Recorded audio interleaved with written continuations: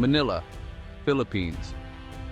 In a discovery that would soon dominate global headlines, an ocean of oil was found off the Palawan coast. The nation stood on the brink of unprecedented wealth, its future shimmering with possibility. The headline flashed across screens worldwide, sending shockwaves through global markets and governments. Investors and leaders everywhere scrambled to react.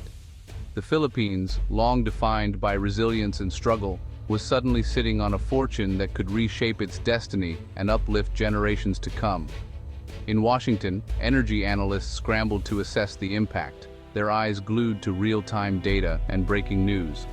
In Riyadh and Moscow, oil ministers called emergency meetings, their strategies thrown into disarray by this seismic shift. OPEC faced a new, unexpected player at the table, one whose presence could alter the balance of power in the energy world.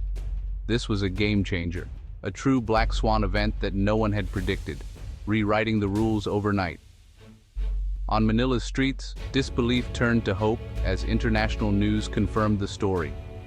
Strangers embraced, united by a shared sense of wonder.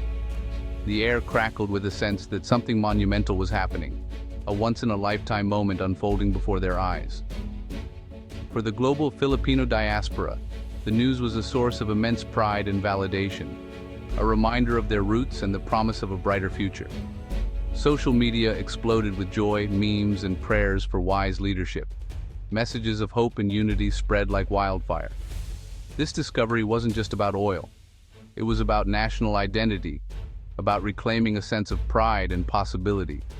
It was a chance for the Philippines to write a new chapter, one of strength, prosperity, and self-determination, where dreams could finally become reality.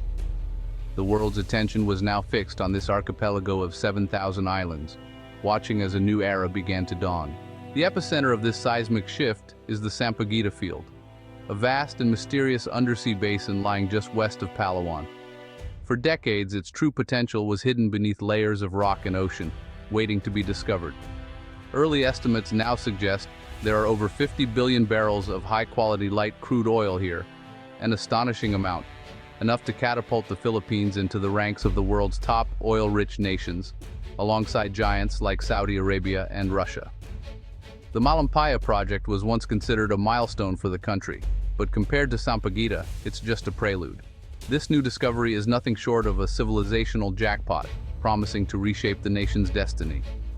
Years of high-risk exploration, relentless scientific research, and cutting-edge drilling technology have finally unlocked this immense treasure, buried deep beneath the seabed and shielded by nature for millennia. The scale of the find is staggering, enough oil to power the Philippine economy for a century, with reserves valued in the trillions of dollars. It's a resource windfall that could change everything. This is more than just oil. It's economic sovereignty. The newfound wealth could fund massive infrastructure projects, revolutionize education, and transform healthcare, all on an unprecedented scale, reaching even the most remote communities. Palawan, once celebrated for its pristine beaches and natural beauty, is now the most strategic real estate in the country, drawing attention from investors and governments worldwide. The city of Puerto Princesa buzzes with activity. Surveyors, engineers, and executives from global energy giants have descended, eager to be part of this historic transformation. The once sleepy island is poised to become a major hub of the global energy industry, its economy and society on the verge of dramatic change. The sea off Palawan's coast, once the domain of fishermen and pearl divers, is now a sea of black gold, its waters humming with the promise of prosperity and progress. The Philippines stands on the threshold of a new era, its people and leaders facing choices that will define the nation for generations to come. The confirmation of Sampaguita's reserves sent global markets into chaos. Brent crude prices plummeted, energy stocks crashed, and oil-exporting economies reeled. The Philippine peso surged, and the stock market soared as investors bet on an economic renaissance. The world's energy calculus shifted overnight, with the Philippines now a vital strategic partner. OPEC faced a crisis, a massive new supply outside its control. If the Philippines pumps at full capacity, oil prices could stay low for years, threatening OPEC's dominance. Diplomatic channels buzzed as nations rushed to secure supply contracts. The Philippines had become a central player in the global energy game. 2 days after the news broke, the nation gathered for President Alejandro Santos's address. "My fellow Filipinos," he began, "our prayers have been answered." The president confirmed the Sampaguita discovery as a gift and a turning point in history. He spoke of a future with reliable electricity, affordable transport, and jobs at home. No more families torn apart by migration.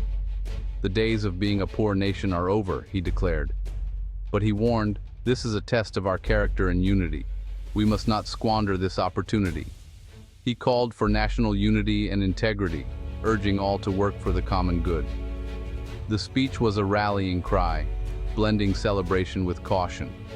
The public responded with hope and pride, sensing a new era had begun. For a moment, political divisions faded, replaced by shared purpose. The address marked the start of a national project, building a prosperous, just, and sovereign Philippines. Central to the president's plan was the Bagong Pag-asa, or New Hope Sovereign Wealth Fund. Oil revenues would be managed transparently, not absorbed into the annual budget. The fund would invest in transformative infrastructure, railways, ports, clean energy, and high-speed internet. It would fully fund free, high-quality education and modernize healthcare for all. The message? The nation's greatest resource is its people, not oil. The fund would be overseen by independent experts, with all transactions public and transparent. This is a direct response to fears of corruption and the resource curse. The fund's success depends on earning and keeping the public's trust. For millions of Filipinos, the oil discovery is more than just a national achievement. It is a deeply personal hope.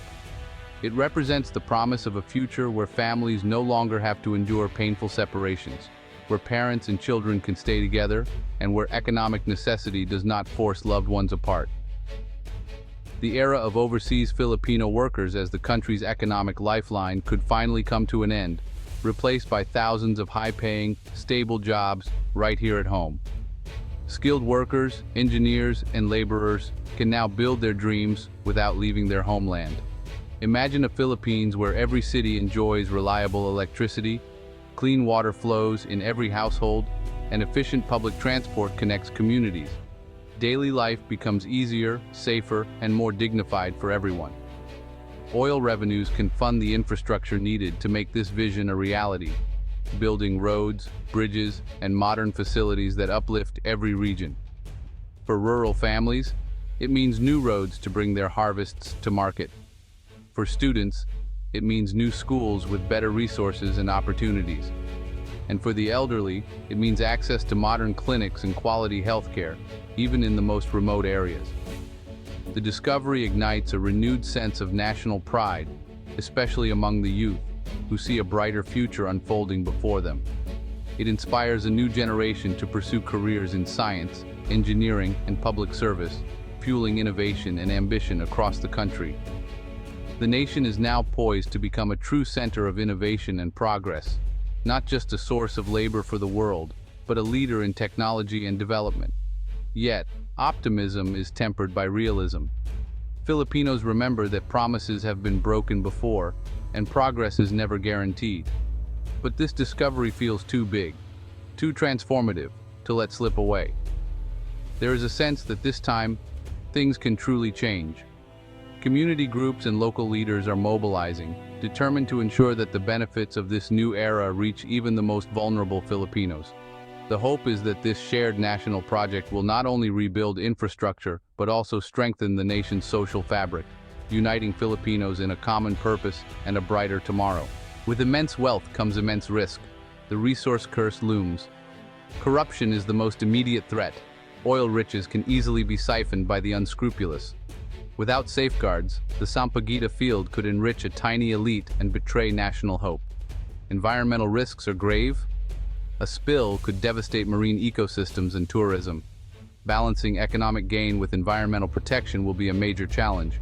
Regional inequality is another danger. Wealth must be shared across the archipelago. Only equitable distribution can ensure national unity and lasting prosperity. The Sampaguita field sits in contested waters, claimed by both the Philippines and China. Beijing's swift, hostile response raised the stakes in the South China Sea dispute. With trillions at stake, the risk of confrontation has escalated. The field is now a symbol of Philippine sovereignty. The U.S.-Philippines alliance is more critical than ever, with Washington reaffirming its support. The presence of the U.S. Navy deters aggression, but also raises the risk of superpower conflict. The Philippines must modernize its navy and rally international support for a rules-based order. Building coalitions with regional powers and ASEAN is essential. The fight for Sampaguita is also a fight for international law and national dignity. The Sampaguita discovery places the Philippines at a historic crossroads. One path leads to shared prosperity and unity, the other to division and squandered opportunity. The outcome depends on the nation's institutions, leadership, and collective will. Good governance is the first task. Independent, transparent management of oil wealth is essential. Anti-corruption bodies, a free press, and active civil society must hold leaders accountable. The nation must invest oil revenue to build a diversified, sustainable economy. The goal: use oil money to make oil money irrelevant in the long run. This is a test of the Filipino spirit, a chance to unite and build a just, prosperous society. The challenges are great, but so is the hope. The choice is theirs to make.